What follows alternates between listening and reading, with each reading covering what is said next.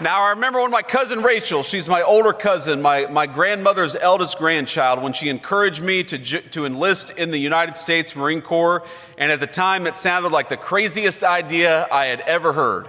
I couldn't run a mile, much less 3 miles, and I never thought to myself that I could join the military, but I'm telling you that the confidence the Marine Corps gave me, the trajectory that it set me on has started, again, from those yellow footprints in Parris Island, led me directly from where I was then to where I stand today.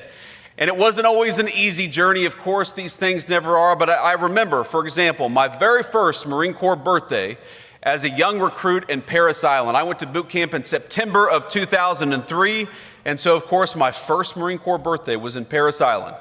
Now, I'll tell you a little story. At the time, I thought that I was deathly allergic to shellfish. And the reason I thought I was deathly allergic to shellfish is because when I was 16 or 17, I had some terrible allergic reaction. I assumed it was because of shellfish, and for 2 years, I had not touched shellfish. I thought it was the thing that was going to kill me.